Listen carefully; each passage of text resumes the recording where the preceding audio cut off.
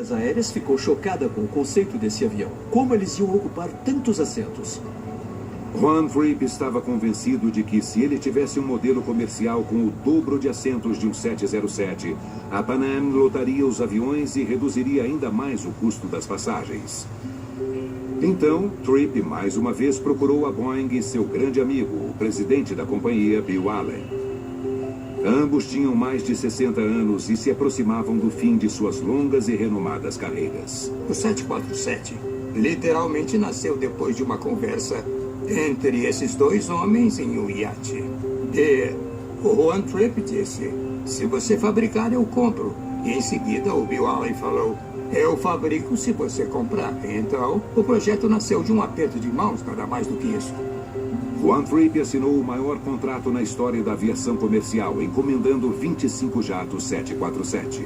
Tanto a Boeing quanto a Pan Am apostaram tudo nessa aeronave. As duas quebrariam se o projeto fracassasse. Além de comprometer a Boeing a gastar bilhões de dólares no desenvolvimento do 747, Bill Allen prometeu a Trippe que entregaria os aviões em menos de 4 anos. Quando Trippe e o Allen apertaram as mãos, eles sabiam do tamanho do desafio, mas não se importaram. Eles queriam assumir essa missão. Os detalhes chatos sobre o projeto seriam responsabilidade de outras pessoas. O trabalho de transformar a visão da dupla em realidade caiu nos ombros de um engenheiro chamado Joe Sutter. Sutter trabalhava com jatos desde que havia entrado na empresa, quase 20 anos antes.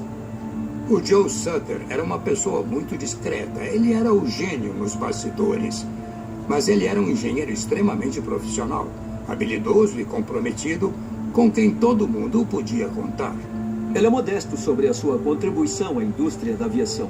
Em relação ao 747, ele diz que era o único engenheiro disponível porque os mais inteligentes estavam fabricando o SST. O Juan Trippe queria uma aeronave 2,5 vezes maior do que o jato comercial em operação, o Boeing 707. Então, era um grande salto adiante. Não era um desafio simples. It's going to be the best flying airplane that Boeing will deliver. It will have a control system and an automatic control system that's going to be second to none. O 747 era um projeto que seria 2,5 vezes maior do que um jato 707. Mas não era só isso. Ele seria um avião completamente diferente. E eu acho que na hora, ninguém além do Sutter enxergou isso. A visão de Juan Trippe era um jato de passageiros que acomodaria 400 pessoas em 2 andares. Ele estava obcecado com a ideia de um avião de deck duplo. Ele queria um jato que parecesse um transatlântico. Mas os nossos estudos sugeriram uma ideia melhor. A solução era construir uma aeronave mais larga que pudesse acomodar seus 400 passageiros em um único deck. Seria o primeiro avião comercial com 2 corredores em vez de 1.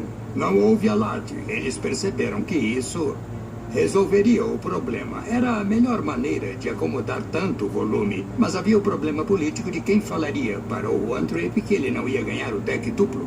Meus chefes achavam que eu não levava jeito para dar a notícia a ele. Então o Milt Heinemann, que trabalhava para mim, ficou encarregado de apresentar a ideia para a Pan Am. Ele levou o projeto para Nova York, entrou no edifício da Pan Am, na sala de reuniões, onde conversaria com o Trippe e todos os diretores da empresa, e então ele mediu a largura da sala, que era aproximadamente 6 metros. E foi quando ele soltou uma frase genial. Ele disse para o Trippe, você está sentado dentro de um 747 nesta sala.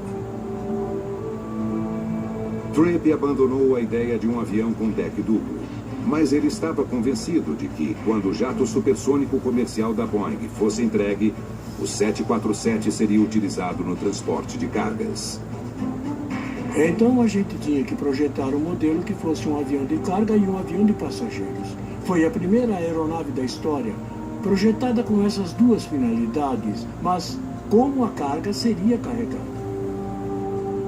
Uma maneira seria carregando pelo nariz.